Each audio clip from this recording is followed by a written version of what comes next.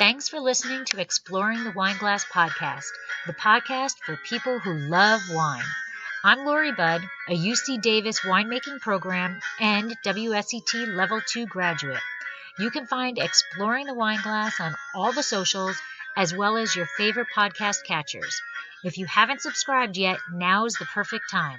I promise I'll never tell you what to drink, but I'll always share what's in my glass.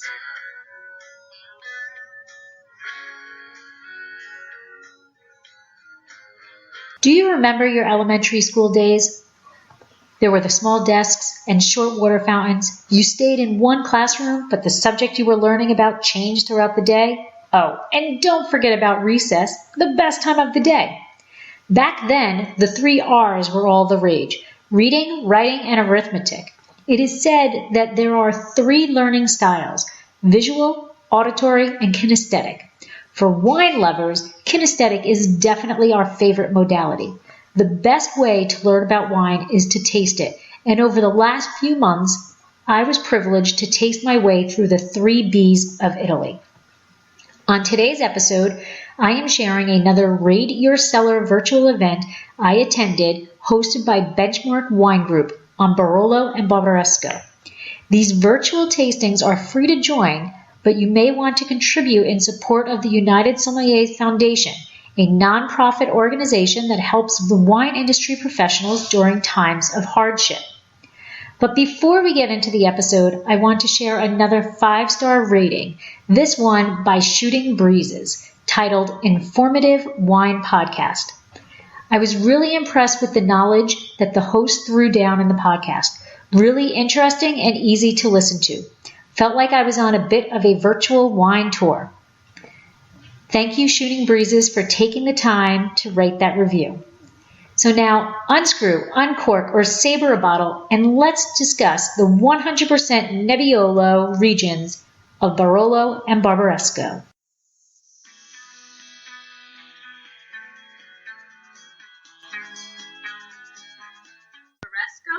And Brunello. We're super excited to be here. What you can expect is a very fun and vibrant conversation from all these wine enthusiasts of different backgrounds. We have collectors here, we have some sommeliers here, and we're all together essentially around a virtual table to talk about wine. And we're so happy that you guys are all here with us. So I'm going to first turn it over to Mr. Eric Siegelbaum, because tonight we are raising money or donations for the United Sommeliers Foundation to support sommeliers. So Eric, would you like to take it away? Hello everyone, thank you for joining us. My name is Eric Siegelbaum. This is the love of my life, Brian Deering. We are all here tonight in support of not just Great Wine, but United Sommeliers Foundation. So your host tonight, John McDaniel, is our founding secretary of the organization. And we exist to help support sommeliers who have lost their jobs through no fault of their own, in this case, the COVID-19 pandemic. Little known fact, sommeliers are generally the first to be let go and the last to be brought back. Despite the fact that we deal in high-end deliciousness, you don't see a lot of Ferrari salespeople driving Ferraris. Well, with sommeliers, it's the same idea. A lot of them don't have benefits. They're hourly, living paycheck to paycheck. So we founded the United Sommeliers Foundation as a way to help support our community in their time of most desperate need. So for any of you that are watching on the free stream, there is no requirement to donate. However, we will type in the address to our website if you are so inclined to donate to the cause. No amount is too small, and you can directly help impact the lives of those that might have impacted your life for the positive when it comes to dining, restaurants, etc. So I'm going to throw it to John McDaniel. He is the founder and owner of Second City Soil in Chicago, and also, as I mentioned, secretary of the United Sommeliers Foundation and responsible for some pretty big donations for our organization. So without further ado, Mr. McDaniel. Thank you, Eric, and thank you to Benchmark Wine Group for having me, and to Michelle for coordinating all this, and hello to everyone this evening. When we look at the possibilities of talking about wine and talking about collectible wine and talking about things that were, there is no time like the present. 3 wines that really come up more than anything when we talk about Italy is Brunello, Barbaresco, and Barolo. The original title that I wanted for this whole segment was I'll see your murder hornet and raise you 3 bees. So why not be topical about this and really have some fun? The iconic wines of Italy, Barolo, Barbaresco, and Brunello, fit on any wine list in the world. They match with so many different things and really showcase the flexibility of both the varietals of Sangiovese Grosso with from Montalcino and also Nebbiolo. And as you dive deeper into Barolo as a village and as a place, as you dive into Barbaresco, the comparative between those two is really important to understand that, Barbaresco is its own entity. Barolo is its own entity. And then when you throw Brunello in the mix, so many different things with Italy that can come up. So, as Eric said, my name is John McDaniel. I own a consulting company based here in Chicago, but I work all over the world for a lot of different clients on really how to answer that question of how we can do better in the wine world. I know that whether you are a consumer in the trade, a journalist, everyone is looking at ways to be creative and innovative at this time to be able to find ways to make the wine world stay in existence. And so definitely appreciate everyone in their help for the United Sommeliers Foundation and all the partners therein. So no time like the present, as I said, to let's get cracking on some wine. So I'll start and really share my wine that I brought from a client of mine, Enrico Rovetto. So Rovetto, so I'll show you here. We're drinking the 2013 vintage, a baby, but I figured why not crack it tonight for a really special wine from a special place. So Enrico Rovetto, you may have seen 2 different Rovetto families. It's actually brothers that have split off and done their own thing. Enrico Rovetto is the old family winery in Serralunga, started in 1902, most famously for beautiful wines, from the Serralunga area. And then his brother Alessandro has gone off and done Alessandro Rovetto. So both are really amazing producers. And so I brought this one, Briccolino, one of my favorite vineyards. They've started to move to biodynamics for this wine. And, what I love about this is that it really showcases Nebbiolo in really calcareous soil, very deep kind of dark styles that we get from Serralunga, and really even in this kind of vibrancy. So I opened this up about 6 hours ago and just opened it in the bottle. I didn't decant it or anything, just kind of started it in the glass here. And what I love about this wine is just its versatility here. So even in its youth, we still get, beautiful tannic structure here, a lot of red fruits here, but it's a lot of kind of more dried fruits to it. So you really get, that kind of soil aspect to it. So as we, kind of go around and looking forward to answering some questions and talking about all the amazing things that, everyone is drinking, let's bring in some of our other panelists here and start to see what else they're drinking here. And I'm going to kind of go clockwise in my world. And Wendy, we'll start with you and welcome this evening on the 3 B's night. And why don't you tell us what's in your background there and what you're drinking and who in the world you are as well. Background's actually champagne. This is Montagne de Reims. I was the ambassador for Ruinart Champagne, the U.S. brand ambassador for Ruinart. I'm currently furloughed at the moment, but that's who I work for. So you're seeing champagne in the background. And I actually was drinking a little bit of Charles Heisig. I guess you can't see it in my background. A little happy before I started this. But I'm an advanced sommelier. I currently live in New York. And I'm actually drinking, I don't know if we can see it this way, the La Racina 2013 Brunello de Montalcino. So when we said that we were going to do the 3 B's, Nebbiolo happens to be one of my favorite grapes, but so is Sangiovese. And Brunello de Montalcino is actually what brought me into the wine industry. I was early 20s and backpacking Europe, and somebody told me to bring back in 1995 or 97 Brunello. I had no idea what it was. I did pick some up when I was in Italy, though it took me some time to find. And when I actually tasted it, it was not what it was super tannic and structured. But when I actually ate it with food, I basically fell in love. I was like, what is this? Because I was young 20s, end of college, and probably just drinking just to get drunk at that time. And it's what brought me into the wine industry. So I am drinking, it's a little young. A lot of you guys are drinking some amazing wine. But for 2013, I think it's showing really well. It was a fairly good good vintage in Brunello, not one of the top vintages, but a really good vintage with it. And La Racina is a smaller family-owned estate, started in the 1970s, right about the time, like Brunello wasn't a big thing until about the 80s. And this is coming in from this hill that's in Montalcino, which is in Tuscany, 100% Sangiovese from the Brunello clone with a little bit of time spent in oak. So the La Racina is kind of tiptoeing the line of old traditional versus new with new oak.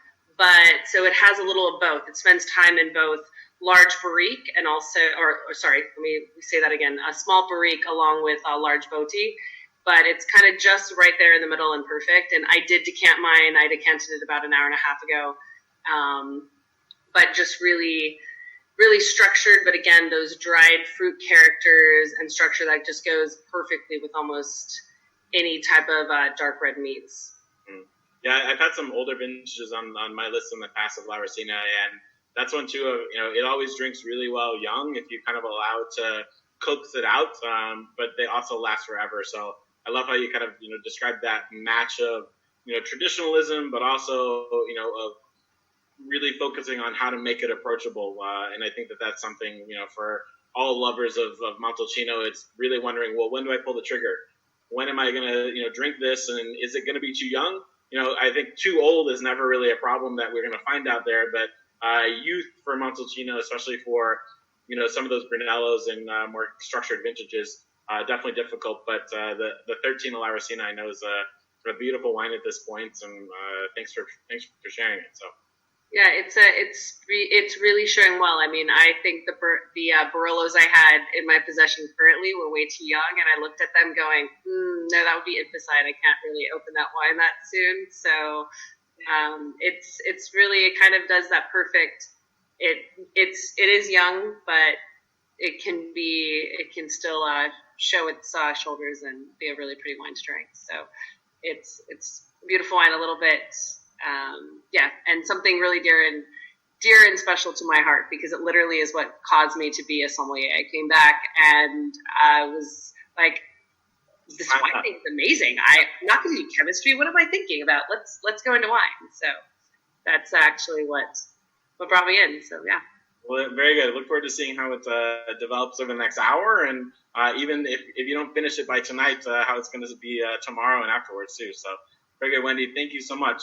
Jeff, we'll move on to you at this point. You're my next in the circle here, and I got a little preview of what you brought for us this evening. One of my favorite producers, and when we talk about kind of traditional meets modern style, and also from a rocking vintage. So, Jeff, if you want to introduce yourself and your wine, and thanks for joining us this evening. The fun of these tastings. So, Jeff, there we go. Welcome this evening, and tell us about what you have going on there, and a little bit about yourself. Sure. Well, I'm a champagne importer in terms of my involvement in the trade, but I'm also a collector. And one of the areas that I collect quite a bit is Italian wine, particularly Barolo and Barbaresco. And Odero is one of my favorite sort of unsung producers. They're a long-standing traditional producer, but somehow have sort of flown under the radar. So many of the great traditional producers have gotten a lot of acclaim now and have really pocketed up in price, but Odero has not, and that's nice. And it's a fairly large producer, so you can actually find Odero. And 96 is a really good year, one that you had to wait a long time on. I'm just starting to open my 96s now, and I think they're starting to come around, although I think you could make a pretty good argument that this wine would be better in 5 years than it is now. Mm-hmm. It's amazing. That's one of the things that's fun about Barolo and Barbaresco is there's almost nothing too old. I've had a lot of Barolos and Barbarescos from the 50s and 60s. Sometimes they're over the hill, but a lot of times they're not. And that makes them fun as a collector. And Odero is one of those ones that really will last. It's not a single vineyard, it's a blend. But I think it's showing really nicely tonight, and I decided to drink it along with some Manchego with truffles because I figured that's a pretty good pairing. And it seems to be doing all right. I'm jealous over here. Yeah, we're going to have to get your address after this. Jeff, you said you had just started to open up some of your 96s. What have you kind of noticed so far about the vintage from the producers that you've opened, and how does the one you have tonight kind of compare to some of those you've started to open from the 96s? Well, this one's a little more open than some of the 96s I've had in the past. I'm still just starting to open the 96s because it really is, when 2 or 3 years ago when I opened 96s, they just were not ready. And I'm starting to drink them, but I definitely think that, for example, the 98s and the 2001s are probably showing better now than the 96s. Sure.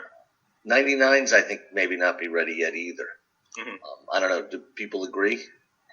99s are drinking pretty good. It's a precocious vintage. Yeah. No, and I have from the 96s, I've over the last couple years, I kind of agree of it's definitely a structured vintage that it's going to last for a while, and I've actually some really great kind of other late 90s and some 01s that especially in Barolo that have been great. So, and Odero I think as well, takes a little bit of time to get out of the starting gate, but some of those older ones, the single vineyards and both the blend really kind of hold their own over time. Now, I think the vintage that really gets me excited, anytime I can find an 89, I just go wild over it. I have some 89s, but I wish I had more. It's 90 gets so much hype, but 89 is much better vintage than 90, in my opinion. Totally agree. So Jeff and John, I gotta ask, since you're talking about 96, which is a favorite of mine too, do you think that it's a gem because it doesn't get the attention that 97, 99, and 01 got? That given its proximity to those vintages, it's a little special secret in your tool belt? Yeah, although it's kind of crazy. The critics, or a lot of them, got it all wrong with vintages back then. The only 100-point vintage in the history of the Wine Spectator was 2000 in the Piedmont, which I think is an average vintage. It's not bad, but it's nothing special. And 97 got a lot of hype too, and I don't really love either the 97s or the 2000s. I think 98's better than either of them, and 99 and 01 and 96 are all much better. And I don't even think it's close. I think there's a real debate between 96 and 99, though, as to which would be the superior vintage. I think they're both great. And I think the vintages, when we look at how they're critically scored and talked about, those things happen in the infancy. Some of those things are starting to be rated before the vintage is even all brought in. So when you look at, and I think that we can talk about Bordeaux and Burgundy and Italy and California, those kind of 96, 97 comparisons, and a lot of those stellar vintages, critically versus where they are now. I would much rather be drinking 96s than 97s, and it was those kind of really fleshy ripe vintages. Oh, they're going to be amazing, and then 10 years later, 15 years later, there wasn't anything to them. It was just fruit, and it didn't have that kind of triangle. I think 96 had the structure there that will kind of last for a few more years and a couple of decades more, where your 97s and even your 99s, you don't see that. You see the great fruit, but that's kind of all that ends up being there. Wonderful. Jeff, thank you so much. What a treat. So next we're going to go down to, we try to make this as authentic as possible, and we include an Italian in our chat here. So Nicola, welcome this evening. What do we have in your background there? I know that's not where you actually are, but where I know that we all wish that we would be. And welcome this evening. And what do we have for us tonight? Thanks, John. And thanks, Michelle, for having us. And so the background is exactly not what I am. I'm a place that is much flatter than this right now. I'm in Florida. So that's not exactly right, Florida. But behind me, you can see the little village of Bussia Soprano. This is a teeny tiny hamlet. I think the population is 8 or 10 people. I think it varies. A few deaths and a few people are born. That's a vacation. So, I decided to share tonight. I was debating between a Brunello and a Barolo because of the theme. When Michelle called me, I was really debating. Should I bring a Barolo? Should I bring a Brunello? And I grew up in Tuscany, so I'm leaning towards Sangiovese all the time. So I decided let's do something different. I think it's a time in our lives when we need to experiment different things. So I did bring actually a bottle of Barolo. It's the Barolo Bussia from Brunello, which it is an estate that, can you guys see? Oops. There we go. So this is a 2006 Barolo Bussia, and I was listening to Jeff earlier because with the 96, if you think that there are 10 years difference between this wine and what is tasting, I think that those 10 years were quite impactful in Piedmont, but in Italy, throughout Italy, because there was a pretty big changing style. Like I think the mid 90s we were going towards the end of the more classic times, and the late 90s, early 2000, more structured wine, more powerful. With 2006, especially with Brunello, which is a wine that I do represent, it's kind of the end of the more modern style, going back towards more classic and tradition. I had this bottle in my wine fridge down here in Florida, and I was very curious to taste it because recently I've had a few 2006 of Brunellos and Barolos, and I do find them still very powerful and tight. Mm-hmm. So I don't know if Dave wants to add anything on the vintage, or you, John, but I do still think that 2006, which was at the time was claimed as one of the greatest vintage of the decade, it still needs time. I mean, I wish I opened it this morning, but it's and I wish I had 24 more bottles of this to open 50 years. But I do find 2006s in general still very, very close in time. So I keep on spinning the glass, hoping to give it some oxygen. But so this wine is a Barolo from the single vineyard of Bussia. Bussia is one of the historical communes of historical MGAs, like smaller vineyards in the Barolo area. We're actually in the municipality of Monforte, so you're kind of sitting in between La Morra and Serralunga.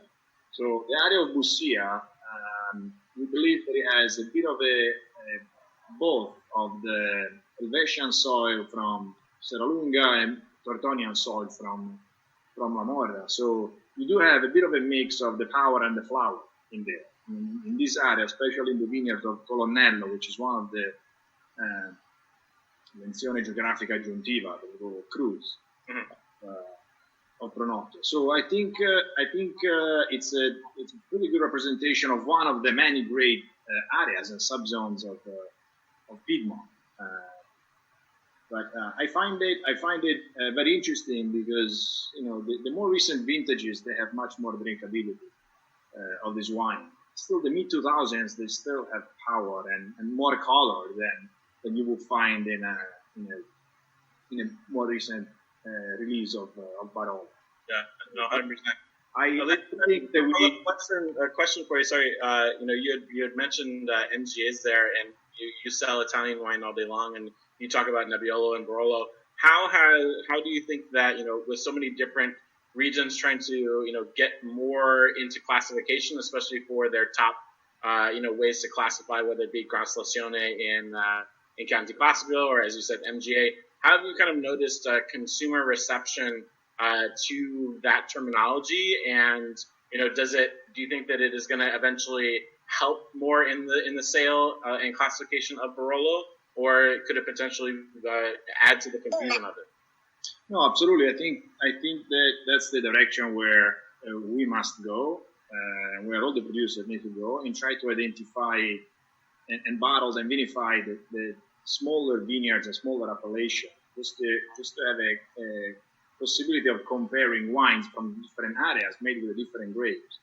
So Piedmont had it a bit easier because in the Barolo area, we use one grape, which is Nebbiolo. The Chianti Classico has a bit more of a harder time, not just because it's a bigger area and there are many more producers in there, and everybody needs to come to an agreement, which is very difficult in Italy to get everybody to agree on the same idea.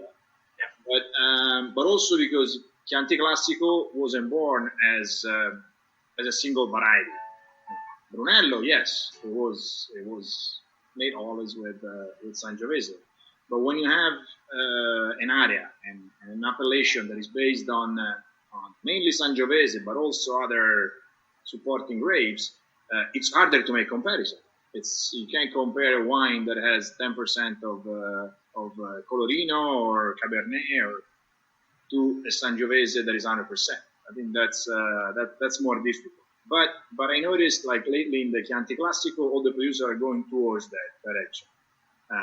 Everybody wished that they were going faster in that direction. But, one step at a time, I would say. Yeah, and as you said, nothing happens easy or quickly in Italy. So it'll be interesting to see how those classifications really help develop, the story of Barolo and the story of each of these particular vineyards. So just think that what the French did with one word, which is cru, the Italian took 3 words, which is menzione geografica aggiuntiva. The French did it with cru. The Italians, we had to use 3 different. Same amount of letters, though. So yes. That's.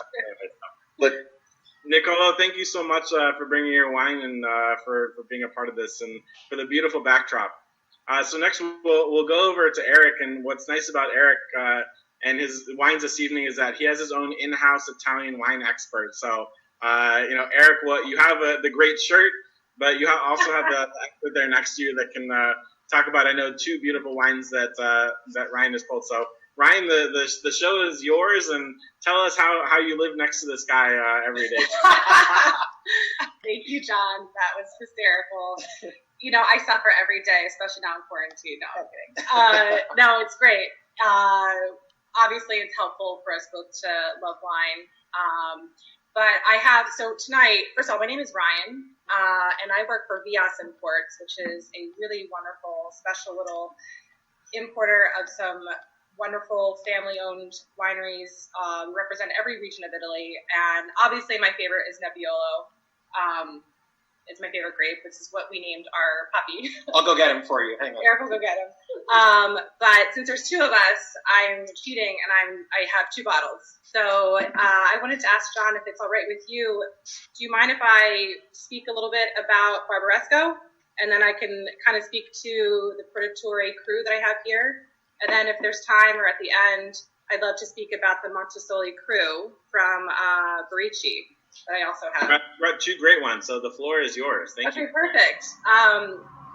So I'm going to wax poetic for a moment about Barbaresco, if everyone doesn't mind. First of all, This is our other Nebbiolo. This is our other Nebbiolo. This is his actual name is Nebbiolo. He's very happy to be on camera. He's very happy. So Barbaresco is one of my great loves, apart from these other 2 here. And I find so often that it's very misunderstood. So I'd love to speak a little bit about the history of Barbaresco, and then kind of which leads right into the history of Produttore, and then I'll talk about this crew. So if we go back in time to the late 19th century, at that time Barolo was very much known and understood as this amazing producer of the grape of Nebbiolo. But just 5 miles away, you had this little village of Barbaresco, and it really didn't have any presence as a wine-growing region at all. In fact, the grape growers who grew Nebbiolo would sell their grapes to producers in Barolo. And at some point, someone, Denizio Cavazzo, who was the headmaster of the enology school of Alba and a resident of Barbaresco, was kind of fed up with that. He was like, if our grapes are good enough to be blended into Barolo, why aren't we just bottling wine and labeling it Barbaresco ourselves? So he did that. And in 1894, he brought together a group of 9 other growers in the town, and they made wine in his castle, as one does in northern Italy. And it went really well. And that was really the first time Barbaresco had a presence on a label as, you know, in the same fashion as Barolo. And that all went very, very well until fascism hit in the 1930s, and the economic rule did not allow for co-ops. So that was all disbanded. And then to fast forward again to post-World War II, pretty much all these little villages like Barbaresco were devastated by the war. There was not a lot of food or opportunity or work, and a lot of young people were fleeing these little villages to go to larger cities like Milan and Torino. And the parish priest of Barbaresco basically was like, I got to get the band back together. He was aware that there used to be this co-op, and he was like, I've got to save my town. I know we can do something great with wine if I can just get everyone together. So he approached 19 different growers. They came together in 1958, and they made the first 3 vintages, and it became known as Auditory del Barbaresco. They made the first 3 vintages in the church basement, and I think that's why it's not on this label. But on their Normale Barbaresco, you do see on the label the church, because it's so important to them. They made the first 3 vintages there, very humble beginnings, and now they're just right across the street from that church. They have 52 growers, and they're all doing just fine financially. Thank you very much. Driving their Mercedes, and I really think that Auditory is probably the finest example of co-op wine in the entire world. There at the helm is this amazing man. I like to think of him as like the Yoda of Barbaresco. His name is Aldo Vaca. He's the managing director. I had the very great privilege of driving along in his little station wagon, sitting right next to him as we kind of traversed all the 9 crews, and we would step out, and he would just stand there, and he could tell me every family who grows land on that crew, the name of their children, their dog, what the soil is, every day of weather for the past, 100 years. I'm exaggerating, but, suffice to say, he knows more about wine than any of us ever could combine. And he's just a fascinating person. And so today, Auditory now does 9 single vineyard crews. They're all so incredibly special. And why I chose this one, this is the Fora. Choosing between your favorite crews is like choosing between your favorite children. They're all amazing and beautiful and special in their own way. I happen to love this one. This crew is slightly lower in exposition than the others. It's about, and it's a little closer to the Tanaro River. So it's just a super soft, beautiful, well-balanced style. And the tannin structure is so beautiful and wonderful. It's southwest facing slopes, and it's just developed so beautifully. This is a 2014 vintage, which, as a lot of people know, was a challenging vintage in Barbaresco, but we all know that great producers can make beautiful wine in all vintages. And I think that the fruit comes forward so beautifully, perhaps because of the colder weather and the rain, but it's just gorgeous, and it opens up so well. And I always think, drink some more Barbaresco. And now, a word from our sponsor. Did you know that Dracaena Wines now has a wine club? We named it the Chalk Club. Draco is on our label, but Vegas was getting a little jealous, so we decided he deserved to be our club spokesdog. In Las Vegas, betting chalk means that you are betting on all of the favorites. We are betting that we are one of your favorite wineries, so we thought the name was apropos. The club is simple, yet a bit different than most. When you wager on us, we will ship you 3 bottles of wine twice a year, once in April and once in September. You can choose all red or mix of red and rosé. You immediately receive 15% off of all your wine purchases throughout the year, but what makes our club stand out is the progressive discount. Let your club membership ride into the next year. Your discount increases. Each year you parlay your membership, you receive an additional 5% off up to a planned maximum of 25%. Your club shipments are discounted to a flat $15, plus we'll cover your club shipping cost for your second shipment. That's $15 house money in a sure bet for you. So please head to our website, dracinawines.com, and find out all of the benefits of joining the Chalk Club and how to sign up. We've stacked the odds so that you can get our award-winning wines without breaking the bank.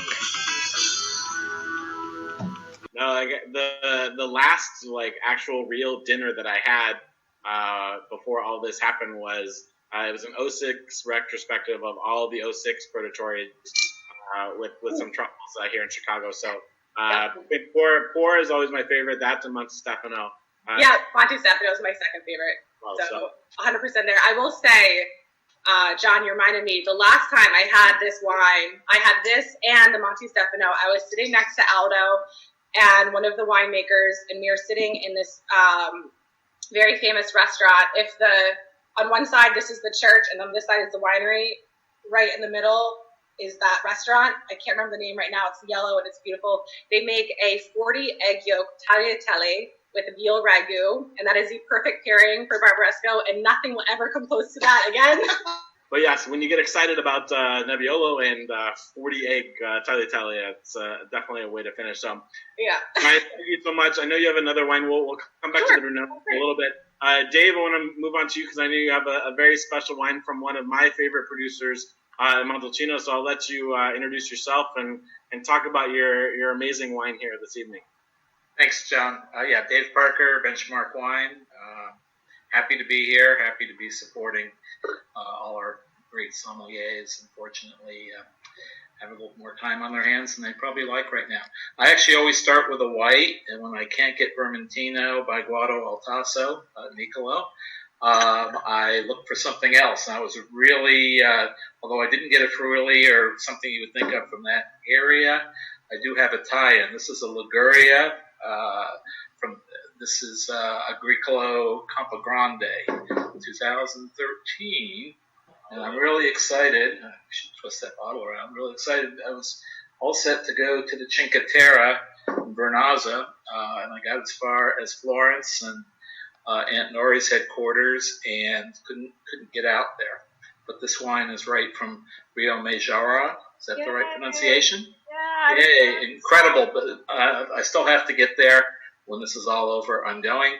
This has got incredible characteristics of lemons and tangerines and key limes and incredible minerality. Would go great with the seafood from that region, or in my case, a little prosciutto. And it's fantastic. But incredible minerality, darker color than you normally see, a little bit of saltiness from the ocean, supposedly from one of the steepest vineyards. The tie-in is that this is now owned by Elio Altare of Barolo fame. This is his Telemaco. I'm not sure they even make this anymore.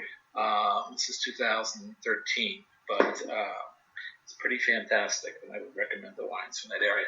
Okay, on to the heavy hitter. I picked the hardest one, the longest name probably of any wine people are ever going to have. I'm going to have to read it. This is the Giaci Piccolomino da Regione. My Italian's terrible, and it's the Brunello Reserva Santa Caterina d'Oro, and 2001. And it is incredible. And I picked 2001 before Peter even recommended I should pick 2001 because I think it's just right at that spot. Looking at some of the other reviews, some people say like any Brunello, which has spent a lot of extra time in the tank, as you probably know, or in the barrel. Some of these are starting to show just on the age side, but I took a chance and double decanted it about 3.5 hours ago, and it is just perfect. It's got the purple fruits, it's got some black licorice, but it's smooth as silk. There's some almost milky butteriness to it, and that turns into a caramel or a creme brulee at the finish. It's starting to show just a tiny bit of bricking on it, but boy, I caught it just at the perfect spot. Still enough acid, but you could drink this. If you had a case of this, you'd want to drink it you could easily justify drinking it for the next 12 nights. So I think I hit the jackpot by finding this and drinking this right at this moment.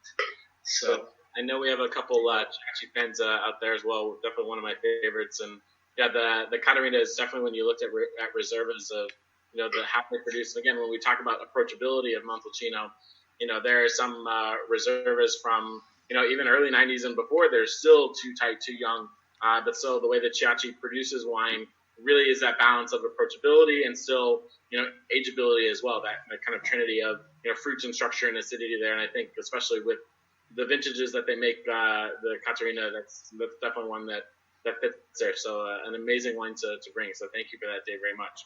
Excellent. Cheers. Cheers to you as well. So Peter, we'll move on to you next. And I know that you dove into the cellar there with Nebbiolo. So why don't you introduce yourself and talk about what you have going on there? Sure. Thank you. My name is Peter Gibson. I'm the editor of the Wine Market Journal and a wine collector. And my first entry into collecting wines was Nebbiolo from Barbaresco and Barolo, because here in Portland, Oregon, there's an enormous concentration of Italian wine lovers. And I remember meeting Aldo Vaca, and he said, per capita, Portland, Oregon is our biggest market. New York is our biggest market by volume, but by per capita, Portland, Oregon is our biggest market. And so Ryan took a little bit of my thunder there. I thought I was going to be the champion of Barbaresco. I brought from the cellar something I bought from Benchmark Wine Group. It's 1978 Marchese di Gresi Martinenga Barbaresco. I kind of chose this because it was accessible, but also because Martinenga is one of the greatest crus in Barbaresco, and it's also one of the most misunderstood because it's a monopole of the Marchese. And then nowadays they make different sub-crus within Martinenga, but this is actually, I believe, a blend of all the crus from times past when Cru Barbaresco was quite a new concept. I guess the wine is absolutely gorgeous. It's flexing right now. I opened it about 3 o'clock, and I wish I had opened it like 9 o'clock this morning.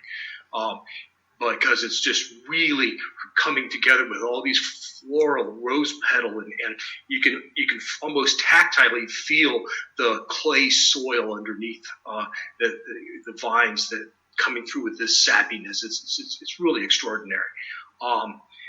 And I think what I want to say about Martinenga, the vineyard, is that it's really one of the greatest crus in Barbaresco because it's a natural amphitheater situated between Asili and Rabaya. And the reason, and it used to be, there was at least one vintage that was made by the Produttori. I think it was 67. So I'm fortunate to have tasted that wine, and it was still drinking well a couple years ago. So anyway, I'm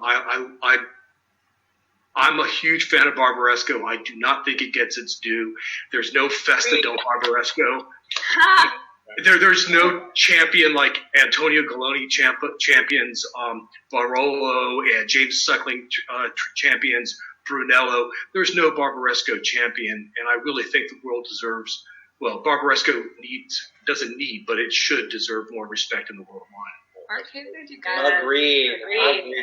What's really great about Marchese and through their those wines, they cellar a lot of wines and actually re-release them. So I've been able to have verticals on my list in the past, and those wines, whether from Martinenga or when you get more specific like Camp Gros or some of the more kind of individual pockets, those wines are just absolutely incredible. And when I saw that you were going to bring Martinenga, so from when I was at Marchese last time. Oh, that's the grappa.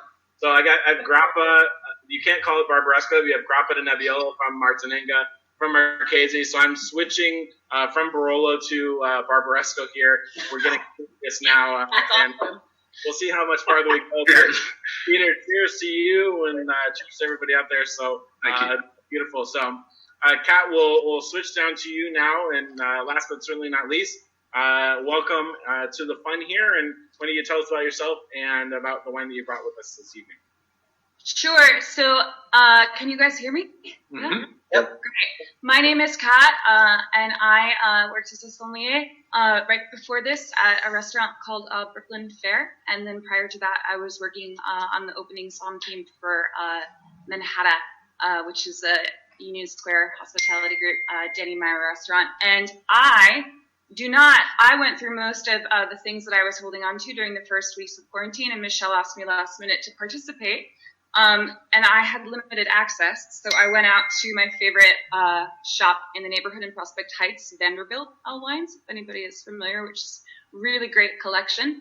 And I'm cheating. I know we're doing 3Bs, but I have a much more modest example of the Nebbiolo grape from Piedmont tonight. But I thought it was important to bring this to the table, perhaps because of the value of that wine in that price point that I think a lot of people might find themselves in the situation, especially someone like me hanging out, not in the restaurant right now. So this is Giuseppe Nada 2018, and so we have a Longue here, so Longue DOC, and you'll see the wines there are not 100% and don't have the same aging requirements because they're meant to be enjoyed sort of in this fresher, lighter, leaner style. So Nebbiolo, you'll see the variety for the Longue, and that's an example here from this guy. Small producer, just 15 acres. They're based in Treviso in Barbaresco, which is definitely sort of tends towards that like leaner, lighter style. And I just wanted to be close. Nebbiolo is definitely my favorite grape, and I wanted to be able to be close to that style of wine at a price point that was accessible for me at this time. Absolutely. So that's a great transition, actually, and we'll kind of open this up. We'll start, Kat, with you as a sommelier, and when you come back onto the restaurant floor of, looking at, Barolo, Barbaresco, Brunello, all really iconic wines that, when we look at how those are going to be priced on restaurant wine lists, of, how you look at Longue Nebbiolo, Rosso di Montalcino, and some of the other varietals from these producers, how do you think that that's going to really, open up these regions of Piedmont and Tuscany for guests that may not want to spend for Barolo or for, a Brunello? I think that the margin on your classic wines it's just going to have to go down, and it's something that we're going to accept. And then I think you're going to see an increase in regions in Piedmont like Gemme and Gattinara and other areas that really already offer a fantastic value and a taste of this style. But that just might be more, you might see more of those on the lists now. No, absolutely. And from, Dave, looking at, your business and, the ability to sell some of these wines, how have you noticed, the economy for Barolo, Brunello, and Barbaresco of, the request for those things, accessibility, and how potentially some of the other wines that these producers are making, the requests and maybe popularity of those as well? Yeah, no, we've seen tremendous interest. To Kat's point, at the affordable level for classic wines, which for us would be in the $50 to $100 range, but then also still at the collectible and investable level. So $100 to $300, $3 to $5, and then even up over $1,000. And Italian wines as a class, and maybe Peter can speak a little more to this because he tracks these values, but Italian wines as a class over the last few months have outshined First Growth Bordeaux, the Premier Grand Cru Burgundy, and we've really seen some appreciation. I think part of that is that there is no tariff on the Italian wines as compared to the Bordeaux and the Burgundies. So the ones that are coming from the continent are a little more affordable.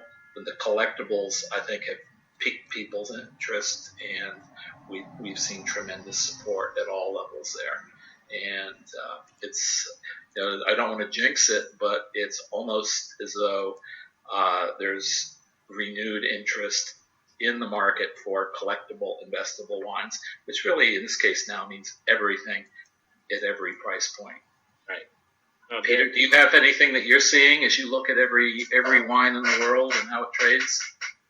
Yes, it's true. One of the few categories that we track at the Wine Market Journal that has gained consistently in the past 4 quarters is Italian wine, the blue chip Italian wines, where first growth Bordeaux is very soft, and we saw this incredible ascent of Burgundy, basically going back to the financial disaster of 2008. It's been almost a precipitously linear upward trend of prices at Burgundy up until about Q3 of last year when it did, and it really hasn't recovered, and it continues to be soft. I honestly, I don't think people are splashing for the big bottles like they did when the economy was strong and the optimism was high. I think people are looking for value now, and Italian wine at many price categories is just an incredible value, and we're going to see more and more activity, at least here in the States. And Peter, do you see that for personal investment, or for utilizing those kind of blue chip things as market for trying to make financial gains out of those? Does Italy have some potential for staying power as marketability for that beyond just personal collections? Well, that's a really good question, John. First of all, even though I track the market and all the indices and all that, I don't buy to invest. I buy to drink. Okay. So, at a personal level, I am not buying any wines with the hope that, 5 years down the line, I can turn it for a profit. That's just not my mode.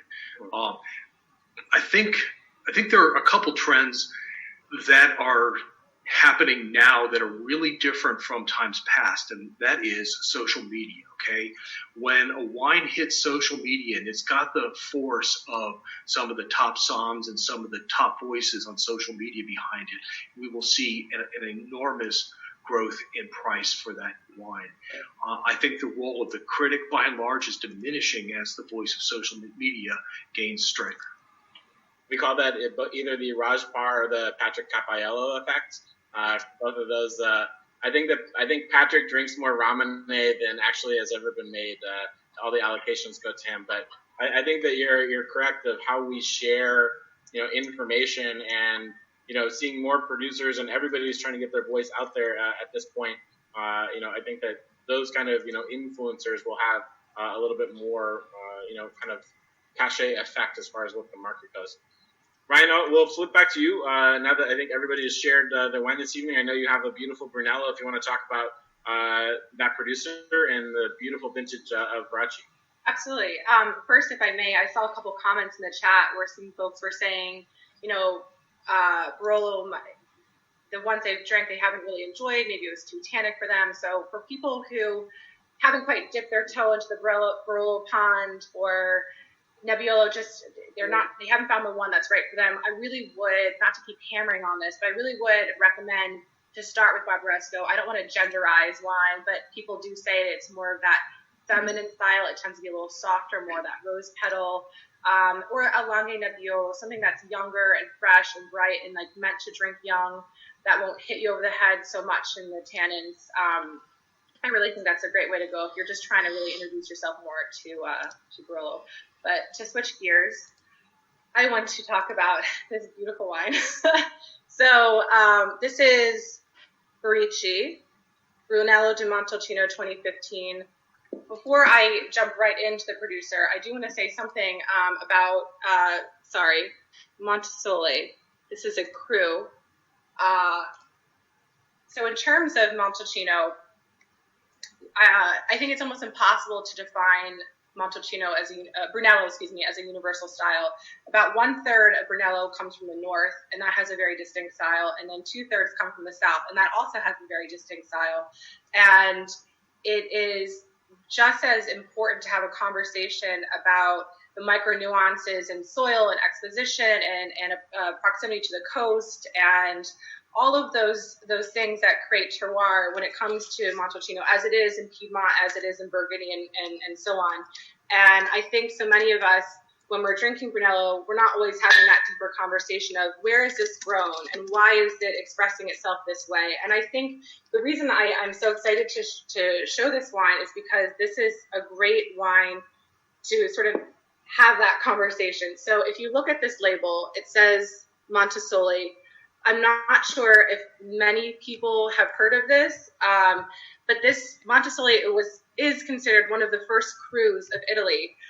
If you are arriving into Tuscany, you're in Siena, and that is your sort of, you're heading into to Montalcino. Siena, from there, you'll see the hill of Montesoli. That is sort of the watchtower or the gateway into Montalcino, if you will. This is a very, very, very special hill. There are only 6 total producers that have their vineyard sites on this hill. There's 6 total Brunello producers. Barici was the first one. This guy, Nello Barici, is considered one of the fathers of Brunello. When he was in his 20s, he was very smart to use all of his entire life savings to snatch up the best sites on this hill in 1955. And he was also one of the founding members of the Consorzio of Montalcino. He was the first signature, and he has badge number 1. So he is kind of the OG, and he was super under the radar because not a lot of people know that about him. And he really had the foresight to know what a just absolute premier spot this was going to be and how important Brunello was going to be to the world in just a few years. And some fun fast facts about why this is such a cool little property. They are the only producer in Montesoli to have their entirety of their vineyard sites on this hill, all 12 acres. Not any of the other 5 producers have that. And he's the only producer to have their winery on the hill, and that it's called Colombaia Montesoli, which is why the name of the wine, I'm so sorry if you can't see that, is actually the name. And he is the only producer to have a Rosso di Montalcino on Montesoli. So, when people love to say, this Rosso is like a baby Brunello, and that's kind of like not true. It almost is for them because they're the only one with a Rosso on this cruise site. So it's just super cool. And in fact, their total production is like 16,000 bottles. So if you haven't seen this a lot, that's probably why. It's pretty special and niche and very small production. For me personally,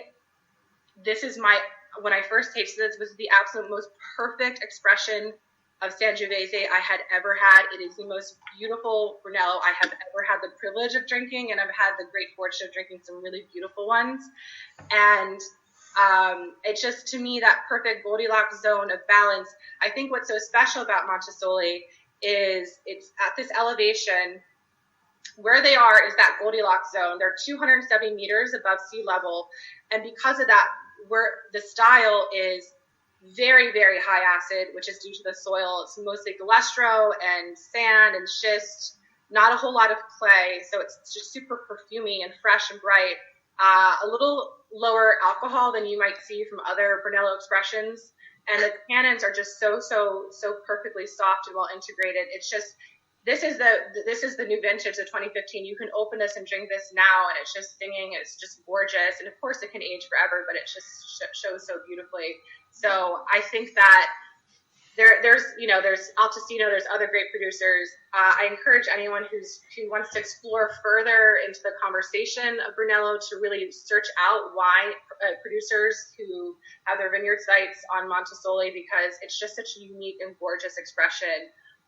And I think almost it is like the benchmark of Brunello, if I can say that.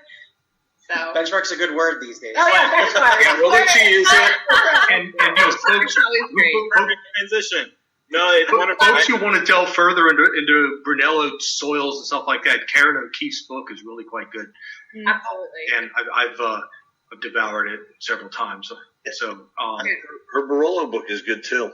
Yes, it is. And it really, she does a terrific job. If we're talking about Brunello, for example, she breaks the Montalcino zone into, I can't remember, like 7 zones. I mean, she really slices and dices it and gets into what makes each zone unique. And I highly recommend, if anybody's looking for something to read during this quarantine period, it's a good book.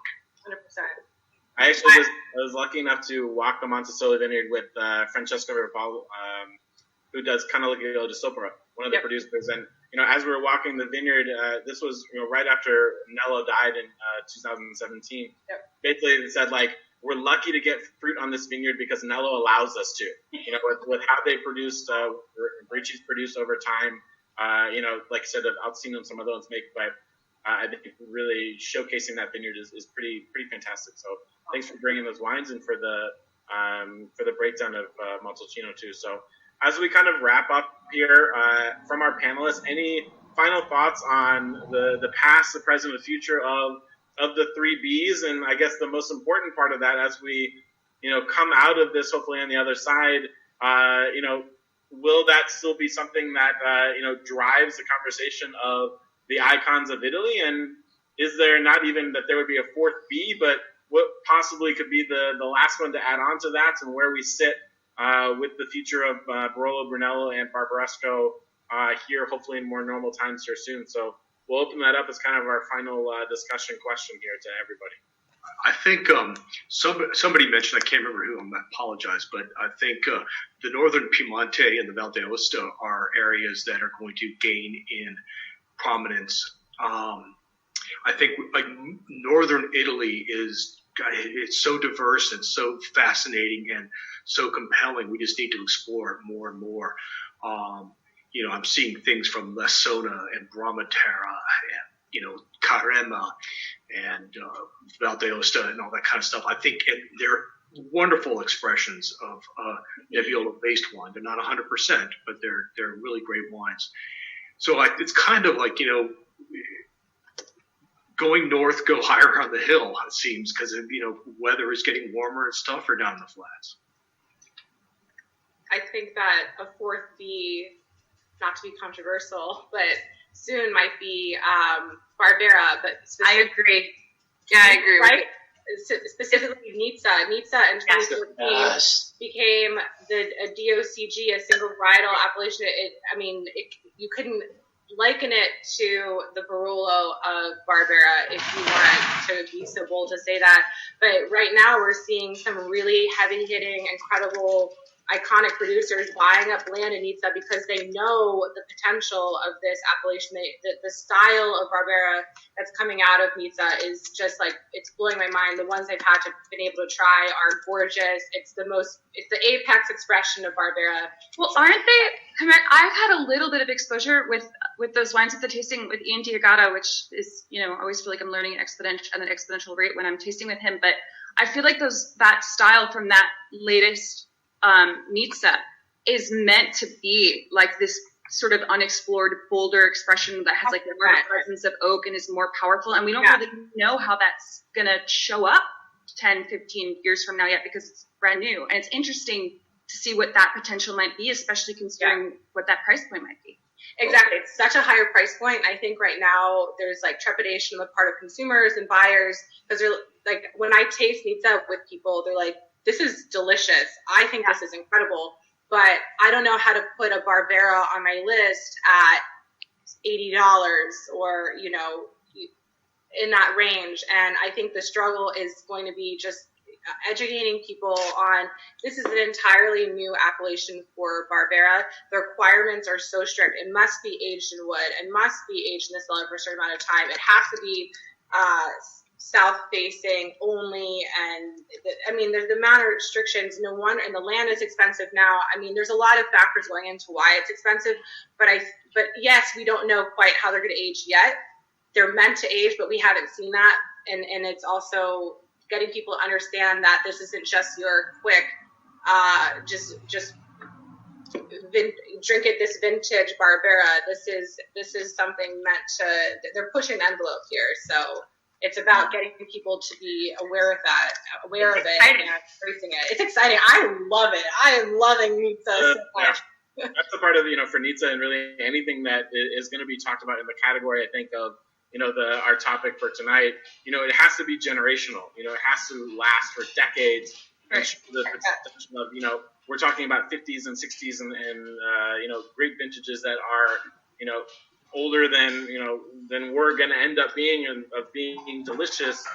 What kind of wines, you know, can fit into that? I think it still remains to be seen if anything can reach that, and if the goal of anything to reach that. You know, Barolo, Barbaresco, and Brunello producers, you know, they're not making it to last 50 years anymore. They're making it for a balance of, approachability, but still be, a balance of traditional and modern styles. So really interesting to see what's going to happen next. So, but John, the Valana Spanas from the 50s are going strong right now. Yeah. And those are cheap wines that, at least current vintages, are quite cheap, and they last forever. So I want to throw in there for Kat and Ryan especially, and for everyone, in the talk about Nizza. Do you remember 5 years ago thinking about spending anything more than $40 on a Beaujolais would have been like absurd? And now you've got Lapierre and Foillard and Hippolyte Bel Air, and they're making these because it's not just that it's Gamay, it's not that it's Beaujolais, it's that they have changed the style, they have found the micro, the cruise, and they're making these unicorns now that are north of $100. Nizza is going through that right now, and for all of you that are paying attention, if you can find any Nizza, stock the heck up, because I firmly believe the prices are going to skyrocket. Like when the last one I had, the Ryan has an amazing one in her portfolio. It blew me away. Like seriously, started tearing. It was so incredibly delicious, and I had no idea. No, seriously, I love Barbera and I love Dolcetto, but I never knew Barbera could be that. Yeah. So to everyone's point, like it's crazy to think about an expensive Barbera now, but maybe not. But maybe just give it a year or two, and if we all help, the groundswell of that, and support these incredible producers, I don't think it would take much to bring that in. So it's a great value for everyone right now. It's a great value. Clover's Yard would be $300. Yeah. It's true. Hopefully not. But I think Barbera is that one right now where you're getting that mix between like the much more old school and new school. You're getting the thing that it still can age and yet it's approachable, and it's at a price point that most people can afford at the moment. And so I agree with everybody. Like stock it up now, because I could see it being the fourth B.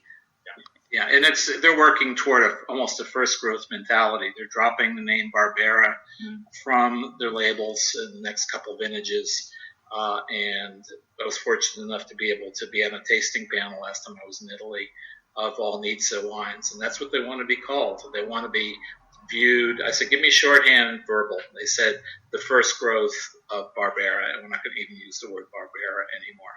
And that really is what they're going to become. But Italy is my final thought. Italy really has the diversity of region, the passion of winemaking, and now finally the quality and the intention to be so deep and so broad at the same time that really no country, with the exception of France, is there now. I think Italy is deeply committed to following in that model, and in a lot of ways exceeding that model, and they have all the right pieces for doing it. Is anybody else really excited about Sicilian wines? Oh God, Manto wines are super hot. Absolutely. I love Sicily. Sicilian might be one of my favorite wines. I know. Before we open up that, because that's an entirely different. We could talk for hours about Sicily. I know that we have to wrap up here soon, so I wanted to thank all of our panelists here this evening for joining us and for sharing your beautiful wines. Thank you to Dave and Benchmark for having me this evening, and to Michelle for organizing this. As Eric and I know, our days are consumed with helping out those people in our industry that are having a tough time of being able to just get to the next day, and so any help that can be brought to the United Sommeliers Foundation is certainly appreciated. And whether that is through a financial donation, if you have some amazing wines in your cellar, being able to donate to our upcoming auction, or just posting through social media of that, the more people that know about what's happening in our world, definitely the better. And there are a lot of people in our industry that love the wines that we're talking about, and I know can't wait to get back on the floor and start talking about them again. And we hope to get them back there soon. So Michelle, I'll pass it on to you at this point, and thank you all so much this evening for having me. So.